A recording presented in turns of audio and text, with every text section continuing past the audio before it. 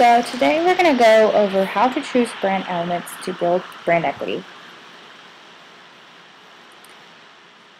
I'm first going to go over the criteria for choosing brand elements.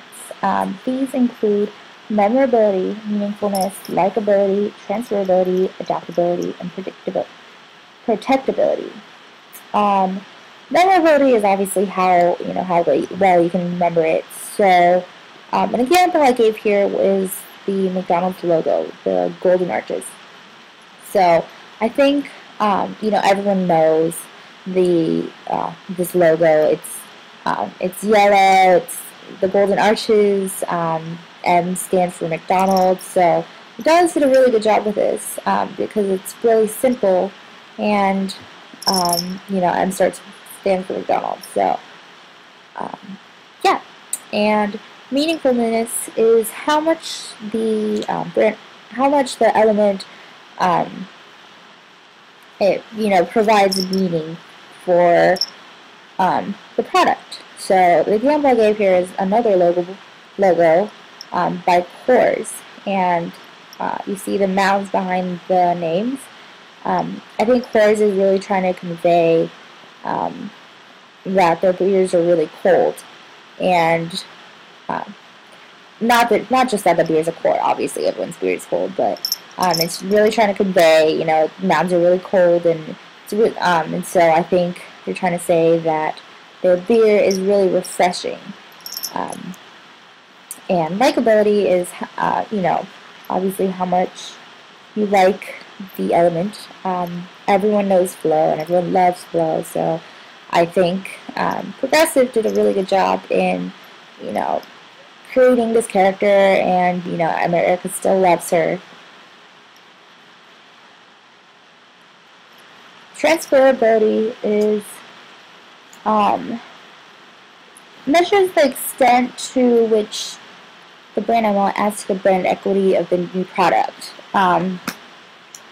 Nike's slogan, "Just Do It," it really transfers over all of its products. It provides meaning for all of them. It really gives the power, that feeling of empowerment. So just do it. Is a good example for this transferability. Adaptability is how much the element can adapt over time.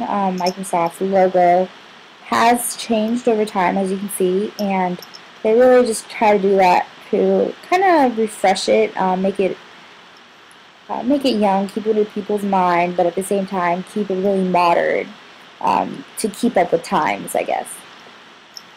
The example I gave for protectability are the C's by Coach. I think this is actually not a very protectability is how much you can protect that element, legally and in competition wise. So I didn't like the C by Coach because how counterfeit bags are a really big problem. How luxury, how they would create fake bags and sell it for really cheap, and so those C's are so simple that you can just slap them on a bag and you're good to go. So now we're going to actually go over the options for the brand elements. Brand name is the most important thing because it really needs to embody what the product is. And so the one I chose for this was the Ritz-Carlton, just because that name sounds so fancy and so hoity-toity almost, in my opinion, and that's exactly what the hotel is like. It's very fancy and it's very hoity-toity, very old money, I guess. And the URLs are they're the domain names, like what you type into Google to go to, or you type in the link to go to that site. And the reason I picked Candyland for this is kind of funny, actually. Candyland is a board game company for children. It's very cute, it's very youthful, it's very It's very fun, I guess. But Candyland.com actually used to be a porn site. And so there was some legal fights over this just because, if kids are trying to go on Candyland.com looking for, something about the board game, they're going to end up on an adult site. And so this really goes against the Candyland board game. This almost dilutes it really dirties up their brand name. Oh, sorry there about that. My cat is playing with my mouse.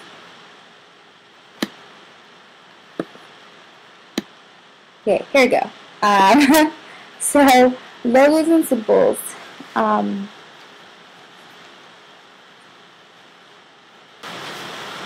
So logos are a mean to indicate origin, ownership, or association, and symbols are the non-word mark logos. So I gave an example for this as one of the symbols are the Christianity fish, and so I'm sure as everyone has seen this fish. Every time you look at it, you immediately know that it's meant for Christianity. That's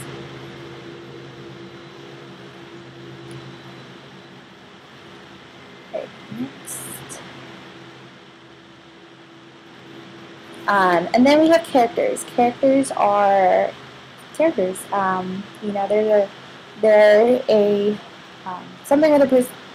They're an actual living thing that embodies that brand. So Pillsbury Doughboy is an example of a character by Pillsbury.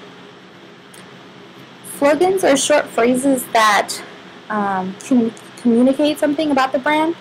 Walmart's slogan is "Save money, live better," and that's exactly what Walmart really goes for. They want the consumers to know that Walmart has the cheapest, or their items are priced lower than any other store. Jingles are basically slogans with musical elements to it. So Hot Wires is HOTWIRE, hotwire.com.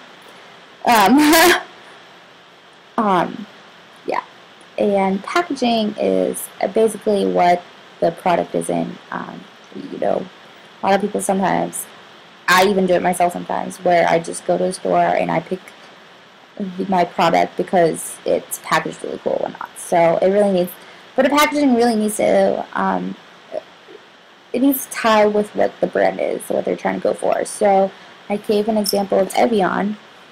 It's shaped like a little mountain.